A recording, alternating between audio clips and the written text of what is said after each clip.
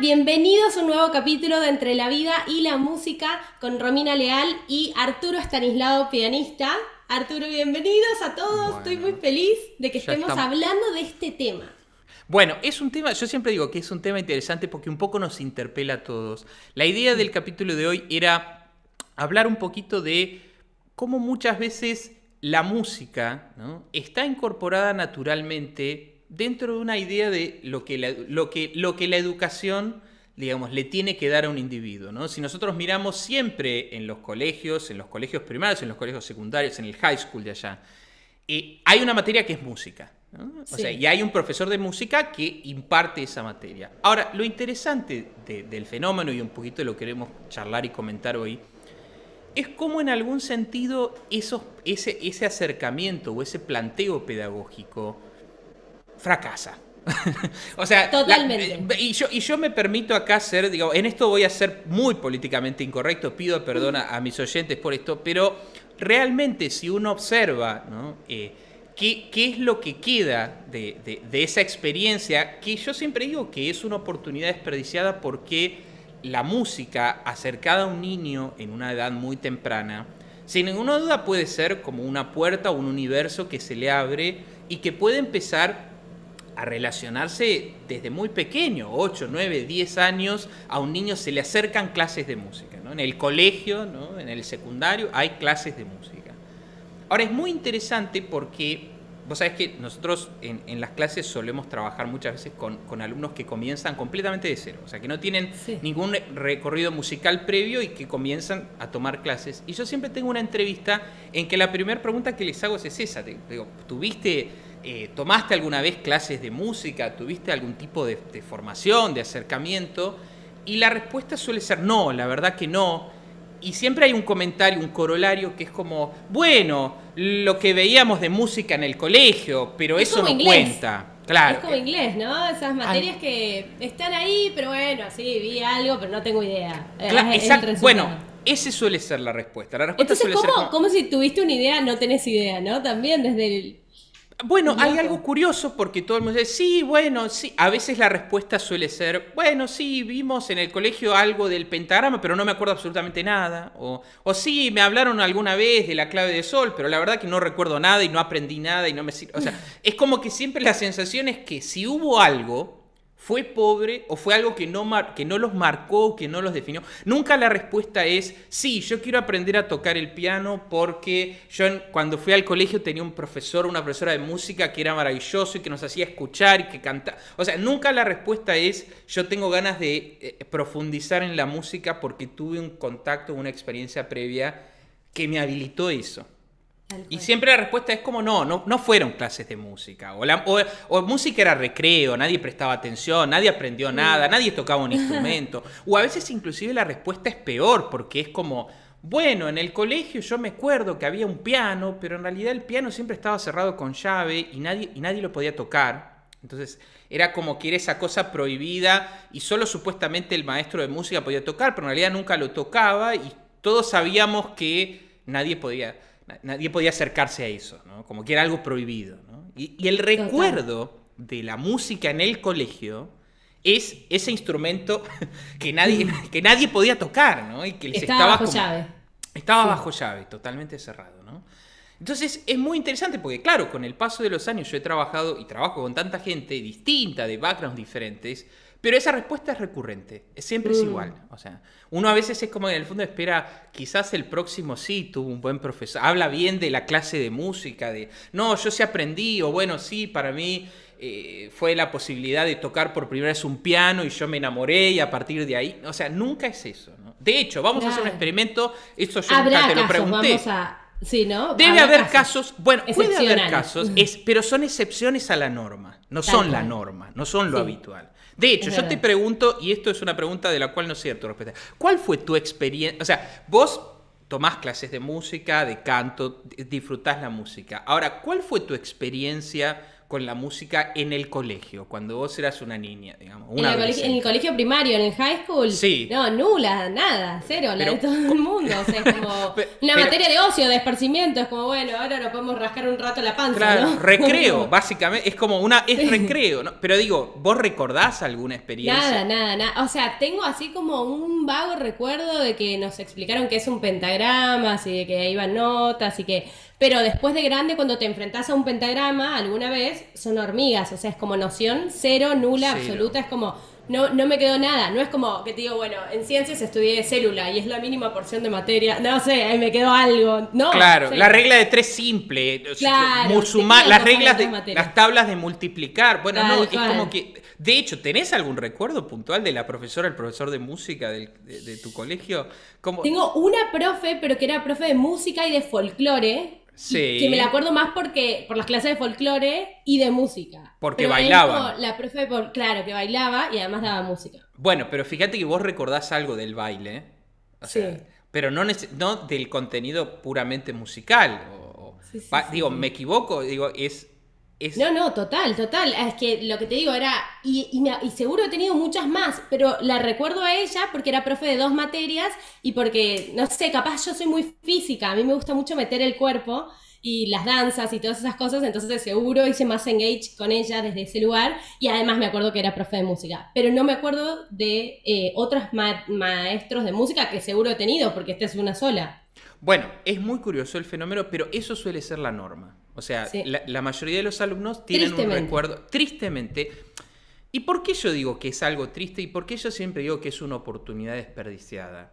Porque si uno piensa que tiene delante un montón de niños que están en una edad de formación, que están, digamos, receptivos, siendo esponjas, ¿no?, de todo lo que de alguna manera se les ofrece dentro del ámbito, ¿no?, de la escuela, ¿no?, de la educación, como teniendo música y aparte un espacio concreto de la currícula en la que esto no es ni matemática ni nada. Bueno, ahora vamos a hacer o conocer la música o escuchar música. No se puede aprovechar eso. Yo siempre digo, claro, muchas veces los alumnos me dicen como, bueno, claro, yo estoy haciendo esto a los 30 o a los 40. A mí me hubiera gustado quizás tener la posibilidad de, no sé, de empezar a los 15 o a los 10. O sea, o a veces dicen, es impresionante si hubiera empezado a esa edad, cuánto ahora podría estar haciendo y disfrutando del instrumento, ¿no? Y es loco también, me haces pensar en gente que conozco que sus padres han sido como propulsores no, es que estudie piano, y es como que a una temprana edad capaz han tenido 10 años de estudio, suponte de los 10 a los 15, y después ya nunca más. Bueno, conozco bastante gente así también. Bueno, pero eso pudiera tener que ver con una falla, en todo caso, en la propuesta pedagógica, en cómo sostener en el tiempo eso. Ahí, digamos, sería... Sí, puede ser, pero eso sería otro caso de estudio. Otro tipo de casos. Otro tipo de caso de por qué una persona que estudió de música de niño y lo hizo durante mucho tiempo, en algún momento no pudo continuar o no quiso continuar, ¿no? Pero esto es distinto, porque es como decir, bueno, te podría haber acercado esto a esta edad, pero algo no... Claro, algo no produjo ese resultado, ¿no? ¿Qué sería qué? No, por supuesto, tratar de decir, todo el mundo debe tocar un instrumento y todo el mundo tiene que hacer música, eso sería necio. No, pero en un mundo ideal, ¿por qué no? Sí. Bueno, pero ponele que hubiera personas que dijeran, pero ponele que, pongámonos como, me pongo como abogado del diablo. Okay, alguien podría decir, no, para mí el arte, no a mí me gusta más la plástica y el dibujo, y por qué un instrumento si yo en el fondo quiero dibujar. O sea, podría haber un montón de razones por las que no. Pero lo curioso es que esas personas después de grande deciden estudiar un instrumento. Claro. Por lo tanto, evidentemente, algún interés había en la persona que indefectiblemente lo lleva a tomar la decisión de hacerlo y de alguna manera de ir a buscar eso que no le fue dado previamente. Es decir, bueno, pero a mí me gusta la música, yo escucho música, disfruto, voy a conciertos, quiero tocar un instrumento, me animo o pruebo o me fijo qué pasa con eso. Ahora, uno podría preguntarse, ¿cuáles son o cuáles podrían ser las razones por las cuales la propuesta pedagógica fracasa, ¿no? O por lo menos no alcanza ese objetivo de que personas que pudieran estar interesadas en la música, la clase de música no les... Yo siempre digo que debiera servir cuanto menos como para alimentar esa pasión. Es decir, claro, yo disfruto la música, me gusta la música, escucho música, bueno, esta clase me dio algo más para disfrutarla, para conocerla, para... Como entender eso que a uno le gusta, ¿no? Esto que propone el Principito de como no se puede amar lo que no se conoce, ¿no? Y entonces, Bueno, ¿cómo somos capaces de disfrutar tanto de algo que no entendemos? Bueno, hay algo de eso. O inclusive, mira lo que te digo más, entender más aquello que disfrutamos. Porque en el fondo, la educación musical muchas veces no solo funciona como la posibilidad de abrir un abanico o un mundo que no estaba abierto hasta que la persona hizo ese recorrido, sino muchas veces también para decir, bueno, esto que disfruto lo puedo disfrutar en una dimensión mucho mayor. O sea, el estudio y el conocimiento no es solo a veces para conocer algo distinto a lo que ya conozco, sino para conocerlo en profundidad. Entonces, uno podría decir, bueno, si a mí me gusta la música, ¿por qué no puedo hacer un recorrido para disfrutarla más? ¿No? Porque ese sería el sentido. ¿Por qué? Porque aparte descubrimos algo, que es que en realidad un adolescente, pensemos a los adolescentes en el contexto, ¿no?, de una educación, una institución educativa en el colegio. Todos los adolescentes siempre escuchan música, siempre están con música. Todos se definen, esto que alguna vez hablamos de cómo a veces la identidad de un joven está definida en gran medida, uno puede decir cómo se viste, ¿no?, qué apariencia tiene, qué lenguaje usa y sobre todo qué música escucha. Sí. O sea, quizás, digamos, para las generaciones jóvenes no es tan claro, pero ¿te acordás que cuando nosotros éramos chicos había como una idea de tribus, las tribus urbanas? Sí, entonces, estaba el rolinga, el flogger, o sea, estaba el cumbia, el que le gustaba la cumbia, el que le gustaba la música electrónica, eran como grupos que en gran medida se definían por una música que escuchaban. Música y estética que acompañaba. Una estética, pero dentro de esa estética la música ocupaba un lugar central. Era qué bandas qué música te gusta a vos, qué música te gusta a vos. Y si no era la misma, a veces era como un cisma, como bueno, ahí están los que le gustan la cumbia. Bueno, soy esa que como trabajo en modelos de los 15 años y la gente es como que no, bueno, ella pertenece a la electrónica y yo como no, bueno, me encanta la cumbia y es como no perteneces aquí, te vestí muy bien para estar de este lado. Bueno, fíjate que inclusive ya en un ámbito aún más adulto hay como una división, ¿no?, del grupo de pertenencia en función de la música que escuchas. Eso es muy fuerte, ¿eh? Eso es muy fuerte. Alguna vez podemos indagar más a fondo en esta idea de la música y la identidad, ¿no? Me encanta. O cómo uno se moldea a partir, como decís vos, de una estética y dentro de una estética de una música, de un lenguaje sonoro, ¿no? Y se ve muy claro en los adolescentes, en los chicos de hoy, que de repente es el trap. El trap es como un fenómeno que los define y escuchan cierta música y tienen ciertos códigos y hablan de cierta manera y se viste de cierta manera y siguen a ciertos artistas que solo ellos los conocen, porque vos hablas... es un artista que no lo conozco, no tiene 10 millones de seguidores en Instagram y llena estadios, pero vos no lo conocés. Es un fenómeno muy curioso, pero de cómo se definen los grupos humanos, ¿no? ¿Sabes qué? Creo que eso va a empezar a pasar cada vez más. Me pregunto mucho si va a haber otros Rolling Stones, ¿sabes? Porque ahora hay cada vez más eso, ¿no? Como gente que tiene afinidad con determinada música o actividad o lo que sea, entonces hay gente dentro de cada uno de esos mundos, vamos a decir, desde los skaters. Entonces el skater famoso, claro, entre los skaters hay uno que es Dios, y que nosotros no somos skaters es como, no, ni idea, ¿no? Como que es igual con la música. Bueno, entonces, no sé si va a haber figuras de esos tamaños de nuevo en la música, porque ya está muy... Está muy atomizado. Está muy como segmentado, entonces sí, dentro de ese nicho funciona una cosa que fuera de ese... Bueno, es una muy buena pregunta eso. De hecho, la industria musical está encontrándose con esos problemas. Claro. Ya no hay una figura que atraviesa...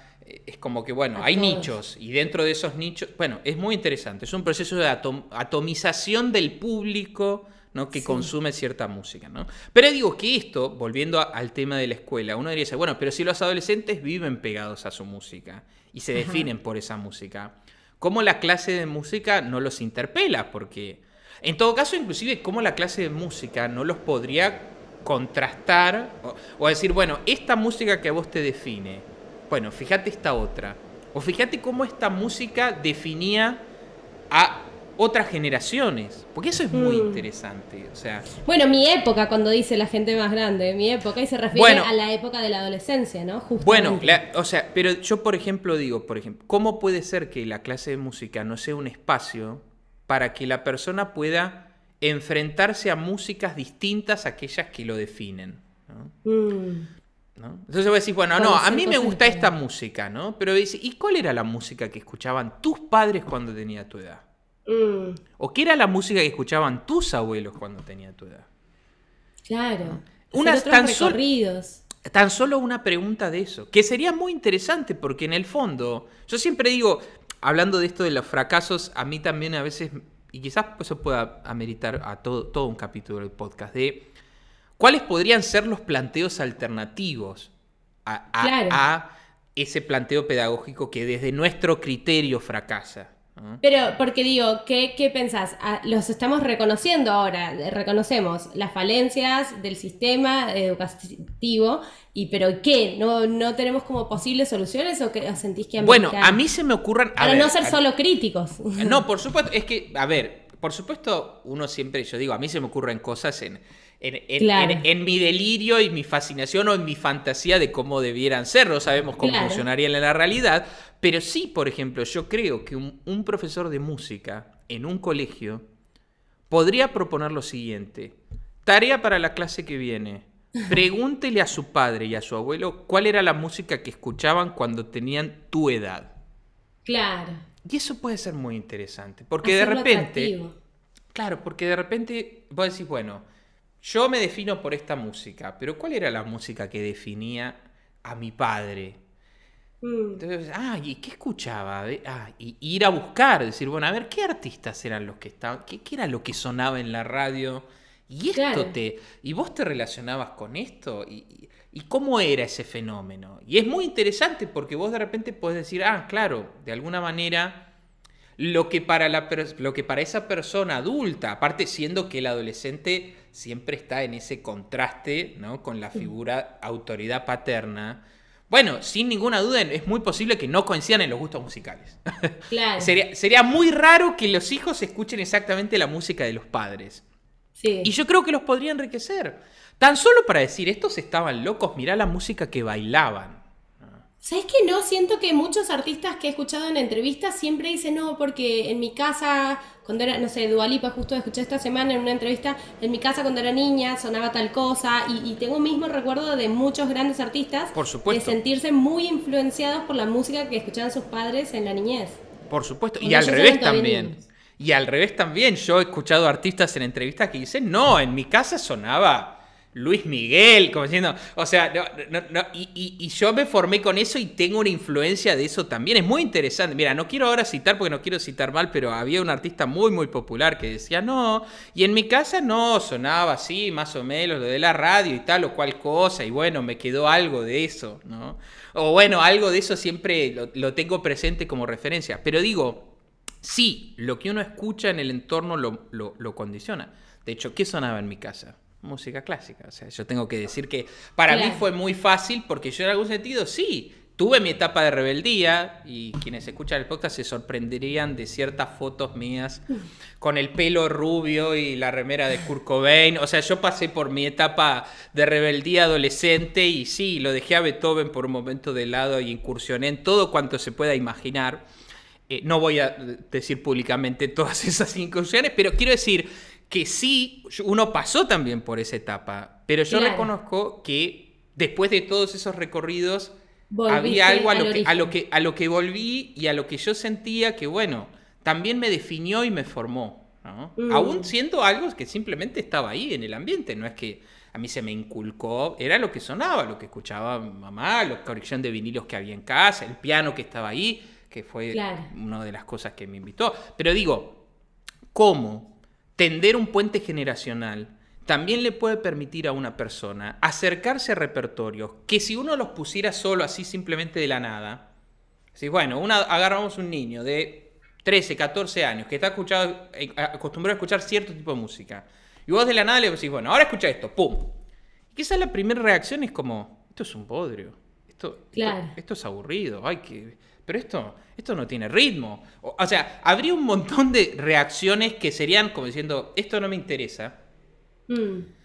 Y bueno, si encima tenés que estudiar eso que no te interesa, bueno, ya empieza. Ya la ecuación empezó con errores, o sea, porque vos bueno, que es lo que yo siempre te pondero en nuestras clases, ¿no? Que yo soy como bastante disruptiva y tengo así como, no sé, me gustan muchas cosas muy diversas, muy distintas, y un día es como, vamos a hacer pop.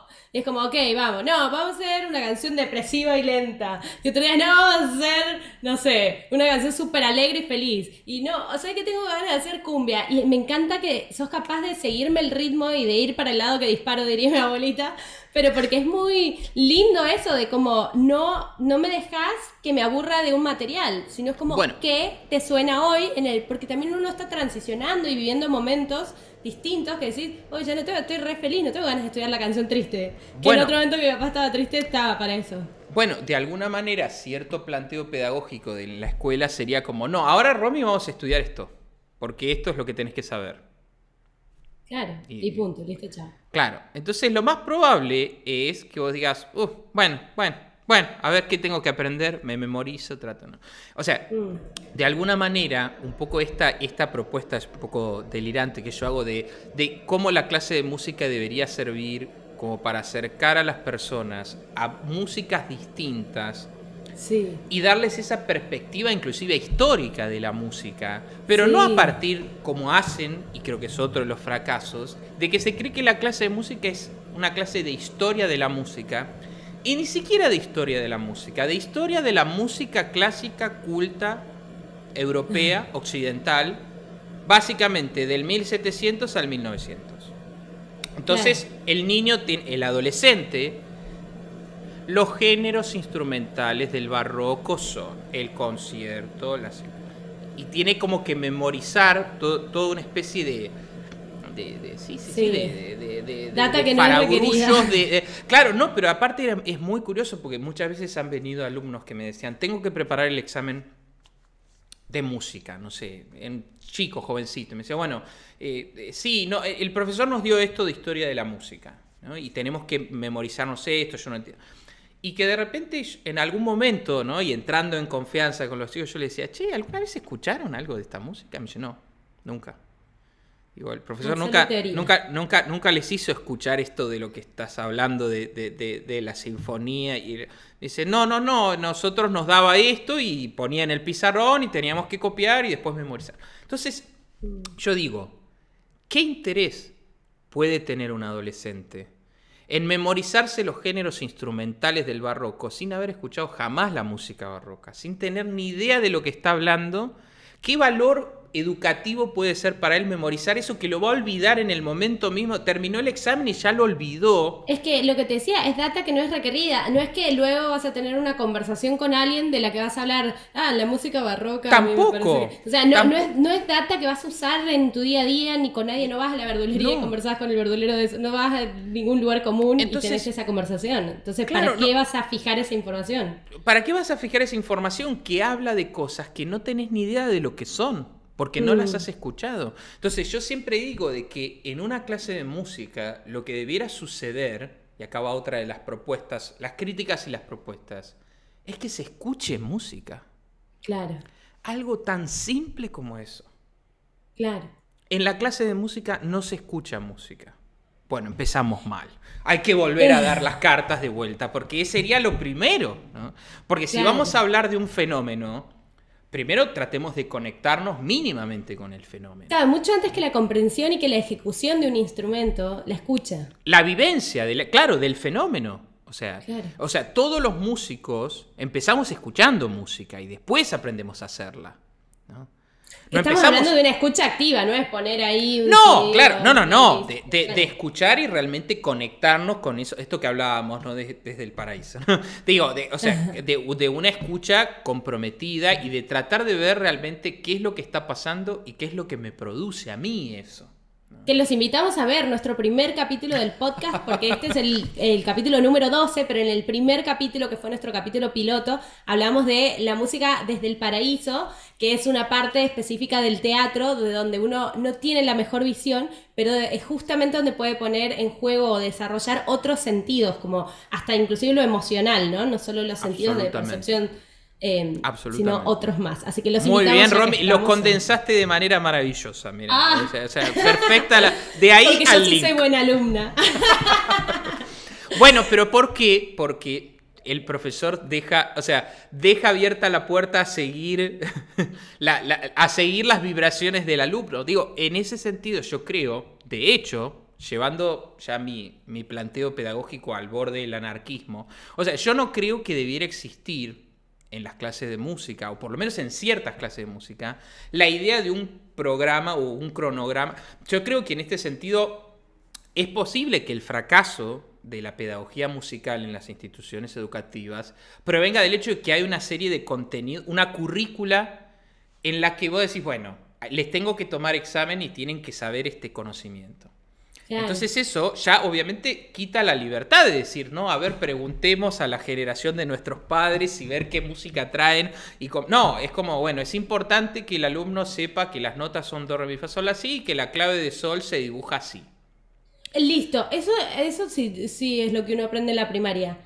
A dibujar la clave en la de secundaria, sol. ¿Sí? No, la de fa no, ninguna otra. No, pero aparte es muy gracioso porque las personas aprenden a dibujar la clave de sol, pero no saben qué es ni para qué sirve. Entonces es maravilloso porque es como que, vos decís, sí, yo puedo hacer este dibujo, pero no tengo la menor idea para qué tengo que hacer el dibujo, qué información me está dando el dibujo, por qué es importante. Y que con el tiempo hasta te olvidas de dibujarlo.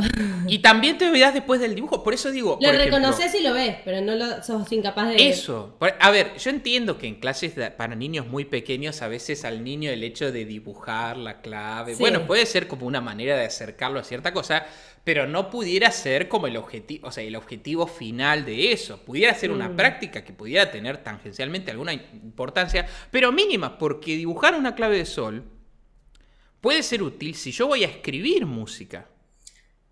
Pero si yo voy a leerla o a escucharla, ¿cómo es el dibujo de la clave de sol? Me es totalmente irrelevante. ¿No? Entonces, es como que en ese sentido yo insisto en esta idea de cómo a veces la misma idea de... ¿Por dónde empezar? ¿Por dónde empezar? ¿Por dónde ir? ¿Y cuál es la finalidad y el objetivo de eso? ¿No? Claro. ¿Por qué? Porque uno podría decir, no, es bueno que los alumnos aprendan sobre el pentagrama y la escritura musical. Sí, pero es bueno si después eso lo pueden bajar en la práctica en algo. Si después tocan un instrumento y pueden ver que eso que escribieron se reproduce en el sonido de cierta manera. Si pueden escuchar cierta música y verla en el papel y trazar el correlato. Pero si no van a hacer eso es como decir, matemática.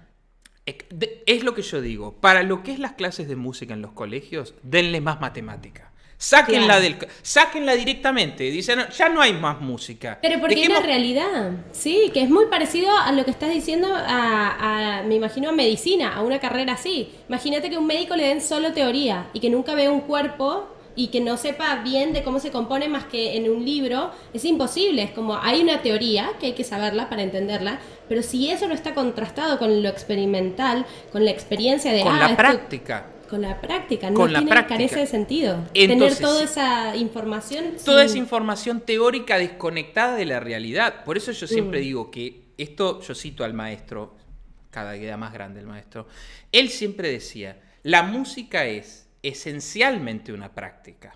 Es decir, los músicos hacen música y después los teóricos teorizan sobre esa música, le ponen nombres, rótulos, la analizan, utilizan herramientas para captar una lógica interna y pueden escribir bibliotecas sobre eso, pero primero es un fenómeno vivo, ¿no? Entonces, si entendemos la música como una práctica, en todo caso, vayamos de la práctica a la teoría y no al revés. Porque lo que sucede es que se acerca a la teoría, no hay práctica y después se pierde la teoría y entonces no hay nada. Sí. Que es un poco lo que sucede. Las personas sienten que en el fondo les dieron algo de teoría que nunca la terminaron de entender, nunca terminaron de captar muy bien por qué se les estaba dando eso, por qué hubiera sido importante que aprendan eso. Olvidan esa teoría y eso fue todo, ¿no? Entonces yo siempre digo que en el fondo la música, en las clases de música en un colegio, debieran ser precisamente como un trampolín para que alguien después diga, bueno, a ver, sí, me interesa la música, quiero aprender música, quiero leer sobre música, quiero escuchar música, quiero descubrir nueva música. Porque si no, es totalmente inútil. ¿no? Sí. Y a veces yo pienso que de repente, yo pienso en ese adolescente que tenía que memorizar los géneros instrumentales del barroco. Y yo digo, lo más probable es que si no hubiera tenido esa clase de música, quizás podía gustarle la música del barroco. O sea, tenía más chances de escuchar la música de Bach y de conmoverse que de memorizar todo eso y poder decir, ah, claro, Bach, la cantata, claro, porque la cantata es un género instrumental y vocal de carácter religioso. Innecesario, absolutamente innecesario. Llevarlo a un teatro y que escuche una cantata de Bach y que vea qué le pasa ahí. Porque es muy posible que eso sí lo recuerde. Que diga, yo me acuerdo que había un profesor de música loco como yo, enérgico como yo, apasionado como yo, que nos llevó una vez a un concierto. No entendí nada, pero me acuerdo que me impresionó el teatro. Me acuerdo que había un instrumento gigantesco que era un contrabajo que la persona lo tocaba parado y yo decía, ¿cómo puede tocar ese instrumento gigante? No sé, cualquier cosa. Lo que fuera, pero que fuera algo de algo vivo. Empírico, sí. Concreto, o sea. Y yo a veces digo, yo no sé, quizás es un poco idealista. El otro día hablábamos con mi mujer de esto y él me dice, bueno, me parece que vos sos un poco idealista. Pero, por ejemplo, si yo llego que un aula, 10 niños, 15 niños, y alguien entra y lleva una gaita escocesa y la toca en el aula, o sea, se produce un momento de silencio y yo te puedo asegurar que los 10 chicos se van a dar vuelta y decir, ¿qué es esto? ¿Qué es este instrumento? ¿Qué? ¿Cómo suena esto? O van a decir, yo me acuerdo que vi una película en que tocaban este instrumento. Les llamaría la atención, sería como, che, pero ¿cómo funciona? Y qué bonito sería eso, ¿no? Como colaboradores, con tantos músicos en todas las ciudades del mundo, decir que la profesora de música no sabe, capaz la tipa no sabe tocar tanto ese instrumento, sabe no, uno, yo no sé la gaita, pero a mí me traes una gaita pero y yo me entusiasmo. Claro. Es que eso, ¿qué sería una idea? ¿Qué sería una idea? Conectar las escuelas con su cátedra de música con los conservatorios. Y los estudiantes de música que lleven su instrumentito y lo muestren. Bueno, hoy invitamos a Pepito. Él toca la trompeta, es trompetista y nos va a mostrar, va a tocar un poco de música de trompeta y vamos a hablar de vamos a escuchar la trompeta. Y de repente, cuando el trompetista pega una nota así fuerte y a los chicos los sacude porque dicen, miércoles, ¿cómo suena este instrumento? Yo pensé que yo la trompeta solo la había visto grabada, escuchada en un video de YouTube. Me doy cuenta que esta trompeta, si le da fuerte, nos deja sordos a todos. Ya impone, o sea, esa realidad sonora que creo que aquí en Estados Unidos es un poco más así. La educación musical está desde el principio bien diferente. Bueno, es muy distinta. Es muy distinta. ¿Por qué? Porque ahí es como que vos tenés que elegir un instrumento y que tenés que aprender a tocarlo. Mínimamente, lo rudimentario. Claro. Entonces vos llegás al high school y te dicen, bueno, clase de música, tenés para elegir trompeta, y no, yo quería, no, pero ese ya lo eligió tu compañero, te quedó trompeta, esto o esto. Y bueno, trompeta. Y le dan una trompeta y dice, bueno, tenés que sacarle 5 notas a esto y más o menos tocar porque vas a tocar en la banda y te tenés que aprender esto. Entonces, eso sí tiene sentido. Eso sí tiene sentido. Porque la persona hace su recorrido, termina el high school, va a la universidad, etc. Y quizás no es que va a ser músico, se va a dedicar a la música, y quizás de grande dice, sí, yo en el high school toqué la trompeta, pero se acuerda de eso, tuvo esa experiencia, leyó un pentagrama y se dio cuenta de que tenía que aprender a leer para saber qué notas tenía que tocar y que después tocaba con otras. Entiende de música lo mismo que de matemáticas. O sea, no es que de una sí y de la otra no. Exactamente. Entonces dice, no, yo después no seguí porque, bueno, me dediqué a la arquitectura, pero la trompeta la tuvo en sus manos, la hizo sonar. Se encontró con el problema de decir, ¿cómo hago que el instrumento suene? Y tocar con otros y decir, che, bueno, me tengo que aprender mi parte porque viene la banda y si no me sé la parte de trompeta me echan y me reprueban. Entonces ahí sí hay un conocimiento musical, pero que está dado, ¿por qué? Porque tiene que mínimamente hacer por lo menos sonar 4 notas de esa trompeta. Entonces ahí sí. Lo bonito de eso, sí, lo que pienso es que después hay un callback. Después de que pasa el rush de la vida, de que la gente tiene hijos, se casa, viaja, vive, ¿no? Después cuando el agua se aquieta un poco, hay mucha gente que yo conozco más grande de acá que retoma, que vuelve a tocar el piano, es que vuelve muchas a tocar veces su instrumento pasa de la eso. adolescencia. Claro. Y eso es muy bonito. Es que eso es lo que sucede precisamente porque como tuvo una experiencia real, puede decir, bueno, no sé, ahora que estoy más tranquilo, ya tuve a mis hijos, me jubilé, bueno, voy a volver a la trompeta porque a mí me gustaba tocar con otros y juntarme. Y bueno, sí, cuando estudié trompeta empecé a escuchar música de trompetistas. Es decir, eso sí puede ser algo que deja un fruto, ¿no? Que realmente nutre a la persona de algo. Pero si la clase de música era... No, nosotros tenía que tocar el triángulo. Tin, tin, tin. Eso me acuerdo, sí. Hay una flauta, acá para quizás... La flauta dulce. La flauta dulce. Que la flauta dulce, ojo, yo voy a hacer una aclaración. La flauta dulce, barroca, de madera, es un instrumento hermoso. Y la flauta traversa, que es aquella que se toca de costado, de metal, es un instrumento maravilloso. Pero la flauta dulce de los colegios, que es un instrumento de plástico... Sí. Que no vale nada, porque desde el punto de... No vale nada su fabricación, pero no vale nada el sonido que produce. Pero ahí sí nos sentíamos todos músicos. Uno sopla y se suena. No, pero es que aparte los chicos hacen... Y suena una cosa horrible que te deja... Esa flauta dulce... Era un instrumento de tortura, no era un instrumento para hacer música. Sí. Y entonces, lo hacías a propósito para molestar a los demás. Para molestar al otro, ¿te acordás que uno decía, ay, lo voy a molestar, voy a soplarle y dejarlo sordo? O sea, para eso sí servía, pero no realmente para decir, yo toqué la flauta dulce y fue un instrumento que amé y a partir de... No sucede eso, tampoco la realidad comprueba eso. Dice, yo a partir de lo que tocaba de flauta dulce en la clase de música decidí estudiar... No existe. No. Todos odian esa flauta dulce. Es una cosa... ¡Ay, a mí me gusta, ¿eh? A mí, yo de hecho tengo acá un... ¿cómo se llama? De viento. ¿Una armónica?